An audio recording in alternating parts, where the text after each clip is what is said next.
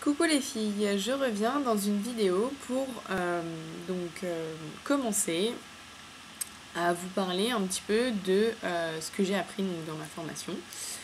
Et je vais commencer par une chose, comment conserver ses vernis.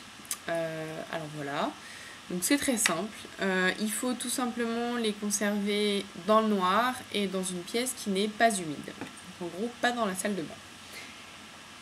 Moi, personnellement, je les conserve dans une pochette comme ça, donc elle est assez grosse. Donc, elle n'est pas pleine, hein, évidemment, ça ne vient pas jusqu'en haut, mais ça arrive jusqu'ici, là, jusque là. Donc j'en ai beaucoup. Je vous ferai une vidéo un jour sur mes différents vernis par marque et tout. Donc voilà, et je conserve tout ce qui est top coat, base, correcteur, huile cuticule et tout, huile eau émolliente dans une pochette un petit peu plus petite, en fait, pour que ce soit plus facile au niveau que j'ai pas à chercher dans mon truc de vernis tous mes soins.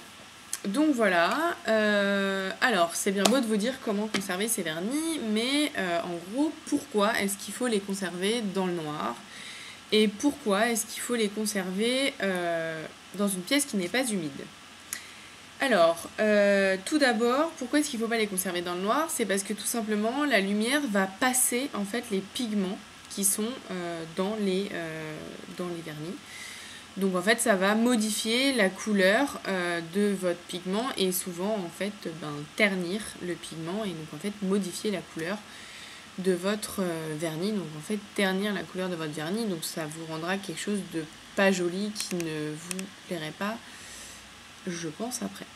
Ensuite, pourquoi les conserver dans une pièce qui n'est pas humide? Alors, l'humidité en fait va favoriser la multiplication des bactéries, donc le développement des bactéries. C'est pour ça que des fois, pour celles qui ont des rideaux de douche, vous avez des trucs noirs et tout, donc en fait, il faut laver votre rideau de douche parce qu'en fait, c'est des champignons. Voilà, donc c'est très sympa. Et ensuite, parce que dans votre vernis, vous avez de la nitrocellulose, des résines, des agents plastifiants et des agents thixotropiques. En fait, les agents thixotropiques, c'est ce qui va faire que votre vernis va être un petit peu pâteux dans son contenu. Et en fait, quand vous allez le secouer comme ça avec la bille, donc à l'intérieur, quand vous l'entendez, ça va le rendre liquide en fait, et ce qui va permettre son application. Et une fois que tout ce qui est solvant va être évaporé, ça va figer le vernis en fait sur votre ongle. Oula, excusez-moi. Et en fait, avec l'humidité, ces quatre choses que je viens de vous citer, donc nitrocellulose, résine, agent plastifiant et agent thixotropique, avec l'humidité, ça va très mal vieillir. Donc en fait, votre vernis après va devenir hyper pâteux, la couleur va passer, ou par exemple, ça donne, pour celles qui ont le vernis particulier de Chanel, notamment moi je l'ai, donc en fait le vernis est devenu, donc ça devient pareil, mais sauf que le vernis est devenu un petit peu vert, marron très foncé, un peu partout. Donc là je vais pas m'amuser à le chercher dans mon truc à vernis, parce que je ne sais pas où il est. Ce serait de la perte de temps, mais pour celles qui ont eu le même effet que moi, n'hésitez pas à me mettre un commentaire pour me dire. Et en fait, c'est cet effet-là, donc c'est ça en fait. Par exemple, là, les ingrédients ont très mal vieilli, même en les conservant dans le noir, en tout cas pour moi. Et ensuite, avec le temps, donc notamment avec l'humidité, donc en fait, tout ce qui est solvant et diluant, donc en fait dans le vernis, va s'évaporer, même avec le vernis fermé. Et aussi notamment quand vous utilisez votre vernis, quand il est ouvert, les solvants et les diluants qui sont à l'intérieur du petit flacon vont s'évaporer. Donc c'est aussi ça qui fait qu'un vernis vieillit mal si on n'en prend pas soin. Donc voilà en ce qui concerne la conservation de vos vernis et pourquoi. Donc en fait, je voudrais faire une aparté en plus sur l'acétone. Donc c'est-à-dire que on a entendu de plus en plus, faut pas d'acétone, etc. Parce que c'est pas bon, machin, ceci, cela.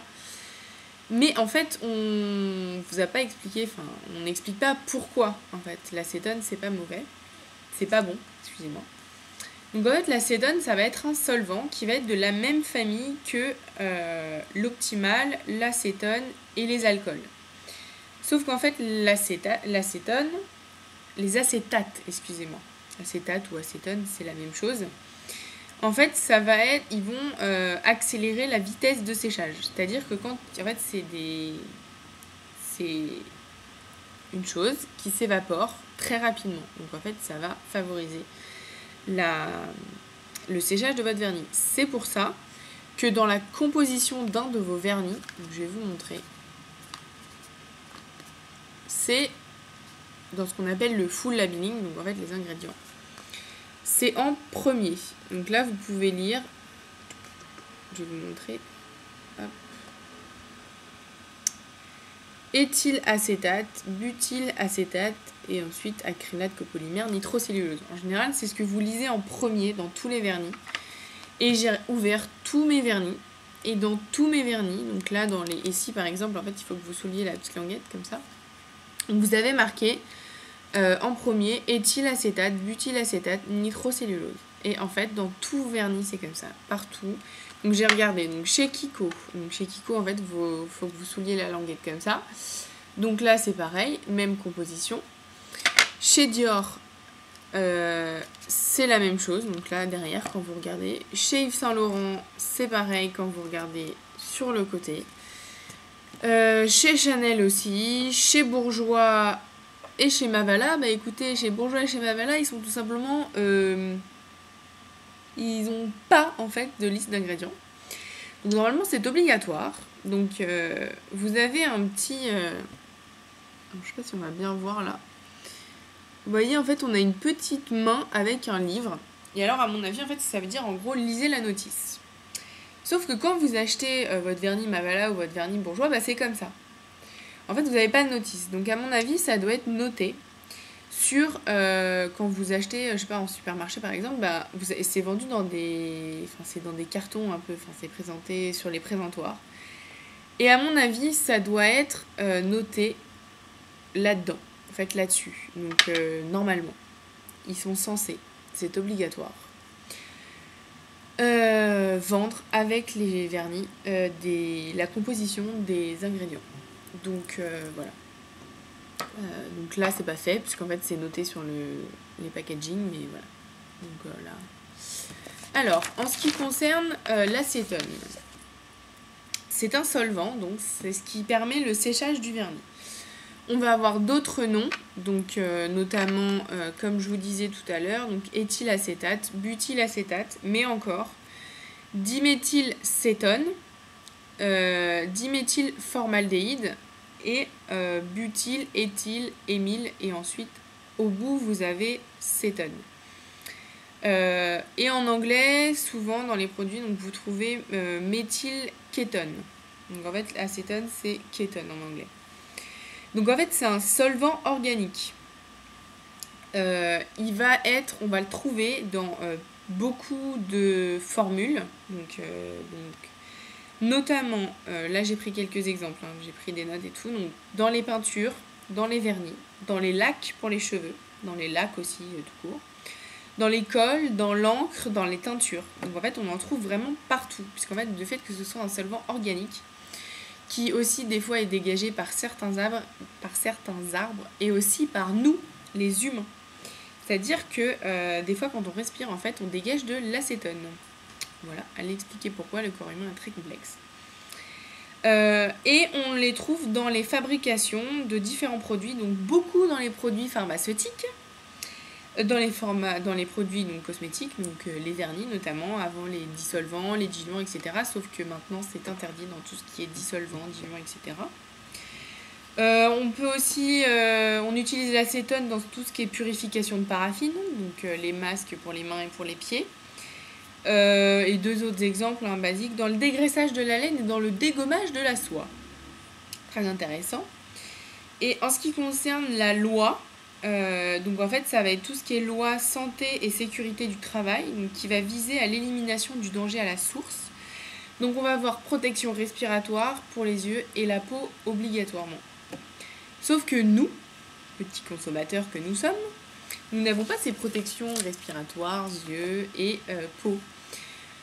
Donc en fait, aujourd'hui par exemple dans les vernis, même si c'est en haut des formules, et que c'est là ce qui est concentré le plus, quand l'acétone va rentrer en fait, par exemple, vous mettez du vernis sur votre peau, ça va s'évaporer en fait. Donc ça n'a pas de danger en soi pour la peau, mais sauf qu'en fait ça va avoir un danger au niveau respiratoire. Donc en fait les conséquences qui vont être négatives, parce que j'ai mis les conséquences négatives et positives.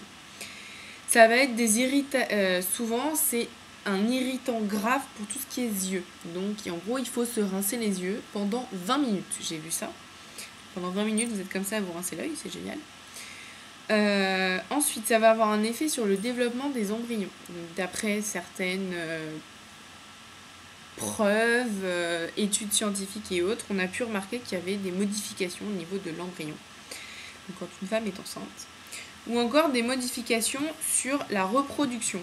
C'est-à-dire qu'on a fait une étude sur des femmes et on a remarqué que 3 femmes sur 4 de cette étude avaient des modifications en fait des troubles menstruels et aussi sur des hommes, et il y avait des troubles au niveau je vais pas vous faire un dessin.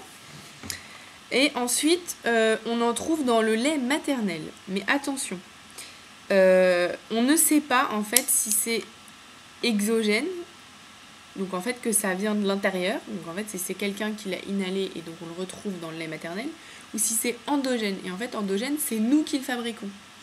Donc vu qu'on fabrique de l'acétone de temps en temps, et ben en fait ça se trouve ça vient de nous-mêmes.